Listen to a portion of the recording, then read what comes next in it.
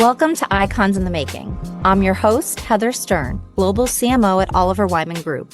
Together with our colleagues at Lippincott, we create breakthrough impact for the world's biggest brands and businesses. Join me as I sit down with the most disruptive leaders and change agents of today. You'll hear stories of transformation and walk away with a new perspective on what it means to be an icon. This is Icons in the Making. I'm so honored to be welcoming Athina Kanioura on this special edition of Icons in the Making, recording live from Davos.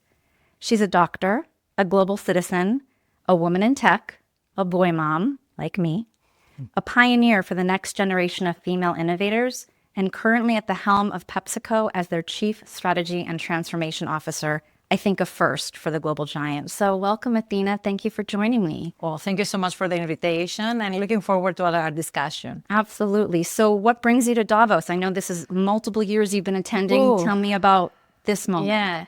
Well, this year, I would say, amongst all years, is very special to me because it is about intelligent age. Industries in the intelligent age, that's the theme of Davos.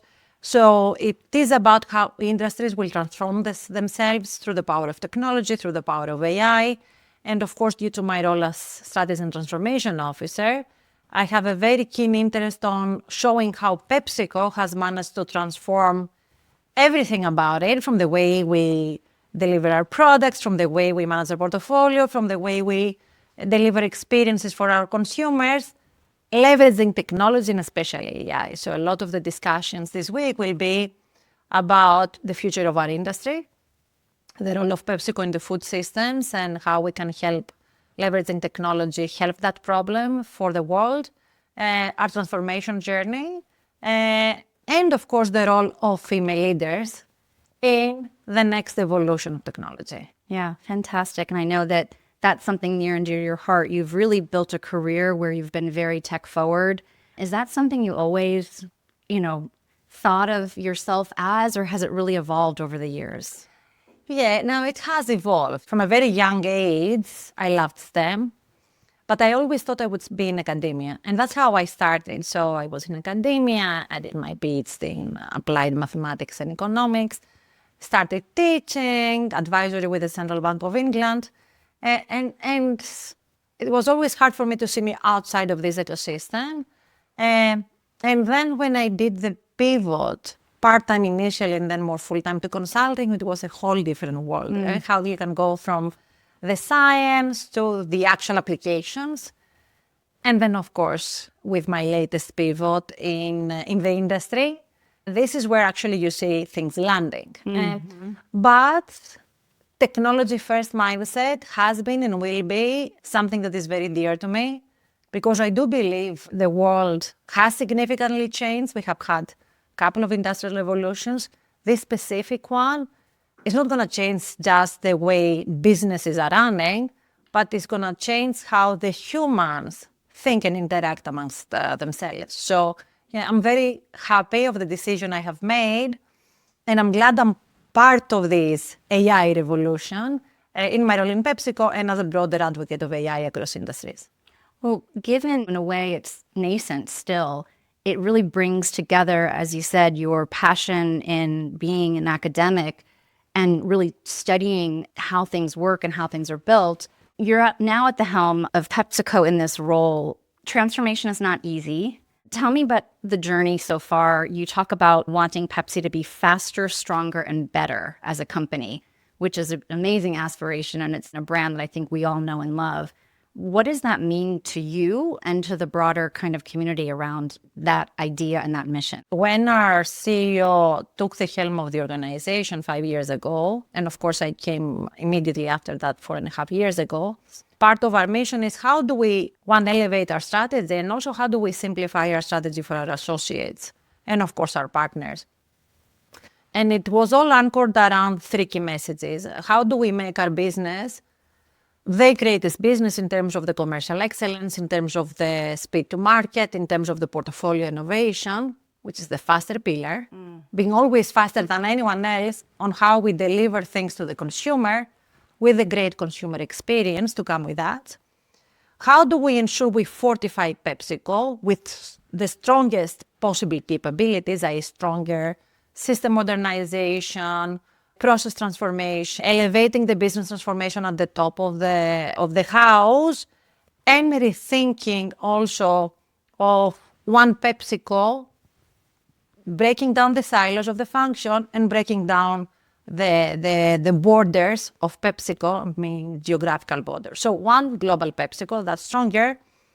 And then last but not least, how do we ensure that the Pep positive ambition, which is great for our people, but great for our planet and our communities, becomes core and center at the strategy of the organization. So elevating our sustainability agenda, making sure our communities and our associates are at the heart of our strategy, helping the communities to thrive through that process, and of course with that also the planet. And that's the better part of the strategy. Our business transformation roadmap touches every facet of that. So we have to think of landing, of course, the ship when it comes to every year's results, which is obviously a big part of the facet, but without compromising always the future of PepsiCo through a better portfolio transformation and a better sustainability agenda, which is the stronger, with one great enabler, which is the stronger part of the agenda. Yeah, and it's interesting, even in thinking about breaking down the silos, in a way, and I don't know what your reaction to this is, but AI actually can be a connective tissue for breaking down silos because it's going to impact all of us no matter where we sit within our organizations. If you asked even till 2 years ago, how do CEOs or boards see their org design and operating models, you would get the classical answer. The last 2 years, fully transformative on organizational design thinking and restructuring on the operating model. Why? Because AI has allowed us to think much more end-to-end. So if I were to think on how we do things, more and more we have cross-functional teams working together. In my case, I have collapsed 4 functions under one. Wow. Functions are those? So we have our strategy, business transformation, technology, and shared services now are under one organization. Wow. I don't have a CIO and CTO. I have capabilities. I have people that have joint objectives across the board. I have business transformation leads that understand deeply the value of data and AI and embed them in the decision process and in the design of those business solutions. So we have these now hybrid operating models where you don't have any more, oh, I'm an IT team, or I'm a change team, or I'm a process team, or I'm a strategy team. No, you need a major and a minor. And teams are now having major and minors, which is leading now to a fusion of functions and a very different profile of leader who obviously has some area of expertise, but understands much more the implications of what his team is doing across the different facets of the organization.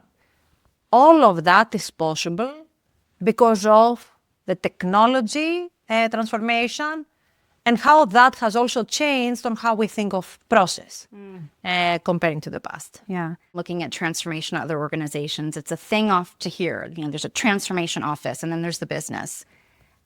You've brought them all together where you are transformation and you are transformation. Yet we all have a sense of our legacy and where we belonged, and I'm IT or I'm marketing. Have you found there would be resistance, and how do you overcome that when all of a sudden now I have a major and a minor and I'm part of what the change is going to be? There was a need for adjustment, not resistance. I remember when I brought the teams together, there was this, is this going to work? Does it mean now I'm not a technology person? Do I need now to learn how to do strategy? There were a lot of questions about how is this going to work out in reality and what is the execution plan. I think as the teams, especially the leadership team, understood, because I brought them together for us to design that model, which is, I believe, the model of the future.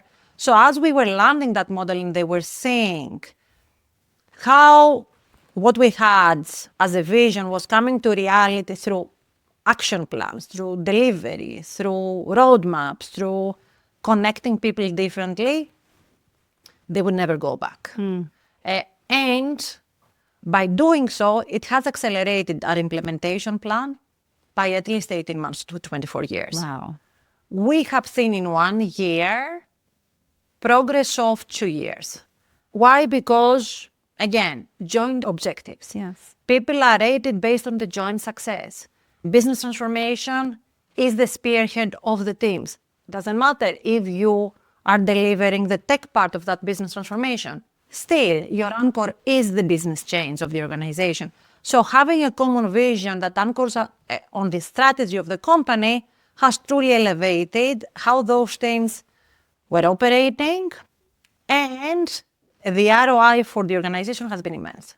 That's incredible. And I'm sure continuing to show people how we're moving forward, I think, is probably really important as well. Of course. We're inundated with so many communications from across the business. How do you keep people along for the journey that you're on?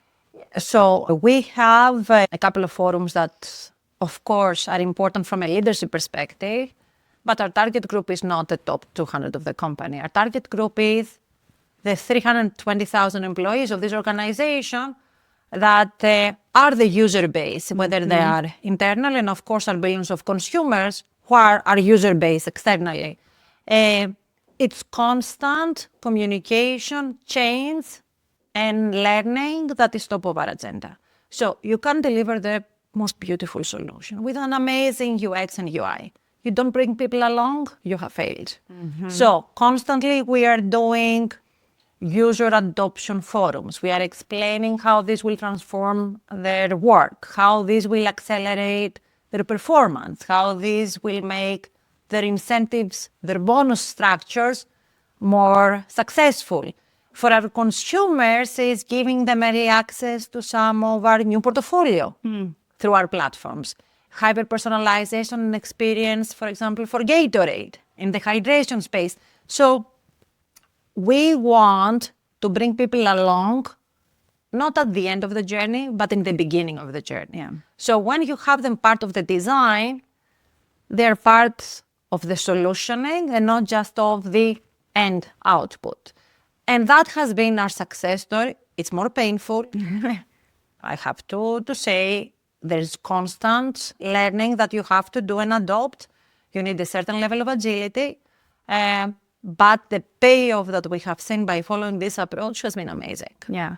We often will say, you have to embrace some of the chaos. It's not going to be perfect and we're going to pivot left and right. But it sounds like, you've done that. And I have to say, not everything has been successful. There have been cases where we said, you know what, this is not going to work.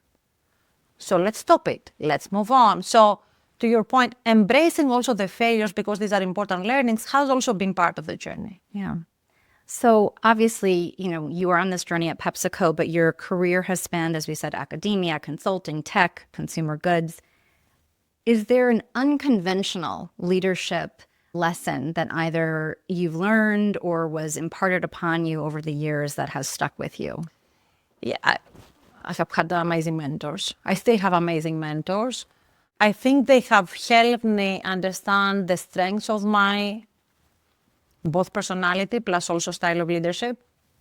And the one thing that all of them consistently have told me, continue being authentic. I'm a very authentic leader. What you see is what you get. And that's why my leadership team, when eventually they understand my style, they're very happy being part of my LD.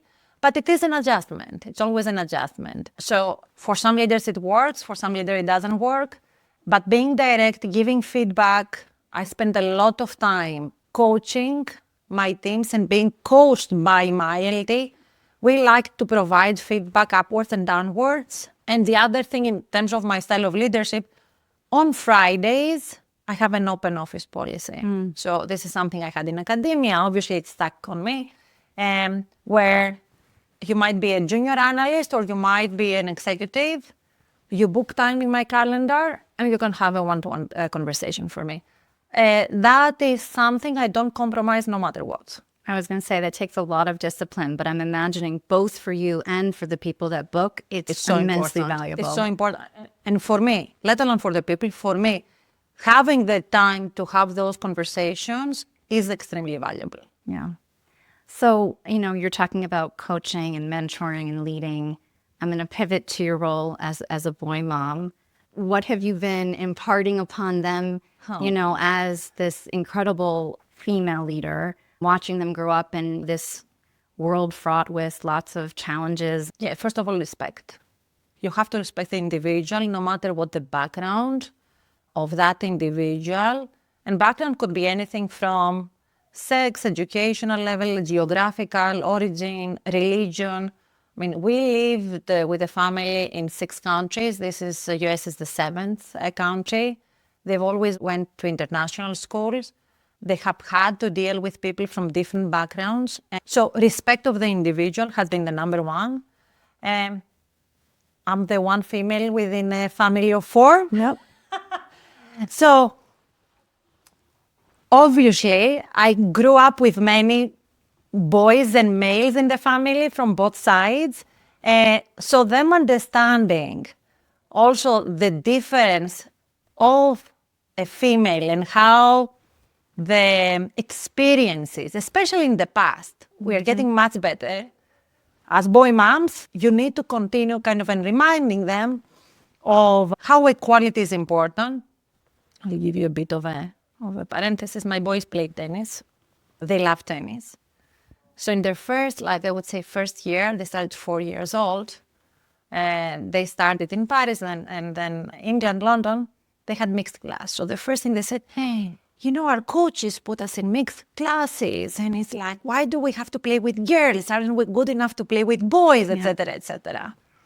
So I made them for 3 hours watch Serena Williams game. Amazing. So they can say, okay, this is women, right? This is kind of the role model of women athletes. And trust me, my friends, they can beat every man under the sun. Mm-hmm. So, and that changed their whole mindset of, females are not there just to, sit down or do office jobs, but they can be amazing athletes, they can be amazing lawyers, they can be amazing executives. And that changed kind of their whole thinking. Yeah. So you have to instill to them through practical experiences, the importance of diversity, inclusion, and equity across kind of all the spectrums of life. Yeah. It's also the idea of what excellence looks like has many different shapes and forms. Of course. So, we're recording live from Davos. Very few people in their lives get the opportunity to kind of be part of this, but it does represent, I think, a point in time that represents where we all are kind of in the world and the issues that matter. You said you've been going for many years. Is there something you can say just a few days in about what you think has shifted, about the vibe, about the topics thus far? Well, I think this year is a very important year for Davos on, again, intelligence and aids, how the industries will transform powered by AI. And that is going to be, I think, the main thing. There is a surfacing topic about the new dynamics of geopolitics. So it's going to be very interesting, some of the forums of how we see kind of the new balances of power and how this will make us rethink a bit the world, locally and globally, and what would be the dynamics. But I would say the most impressive thing with Davos, it keeps reinventing itself. Yes. It has this ability to sense what the world wants and rethink of the themes across the spectrum of everything that Davos represents. The World Economic Forum is not just an event in Davos. It's a whole series of activities throughout the year and allows for both the leadership of WEF and, of course, people like us that interact with WEF in a much more structured way to influence the thinking while benefit from the learnings. Mm-hmm. Absolutely. So I always end my conversations like this one with the same question, and it's always interesting to see what people say. But, I will end this amazing conversation with the question, who is your icon? Easy for me. Yes. She has been my icon ever since I think I remember myself. I think probably it was since I was 5 or 6 years old. And that's Marie Curie. A famous scientist, amazing woman in a highly male-dominated world. Probably the biggest inventor, female inventor we have had in the history of the world. And someone that I feel every female, not executive, every female should look up to in terms of the achievements and the difference it has made in this world. Yeah. I mean, that goes back to ambition and excellence and really being an agent of change and not necessarily following the rules. And certainly just given all that you've done thus far. And I can't wait to see what you're going to do when we sit down next year, hopefully. Thank you so much, Athina, for being part of this, conversation. I know, as is typical in Davos, you got places to go, people to see. So thank you for spending time with us. Thank you for the invitation. Great And conversation. We're going to continue when we get back to the States. Absolutely. Okay. Thanks for tuning in. If you liked what you heard, share with your colleagues and friends, and subscribe on Spotify, Apple Podcasts, or wherever you listen. And if you're feeling really generous, leave us a 5-star rating. Thanks, and I'll see you next time.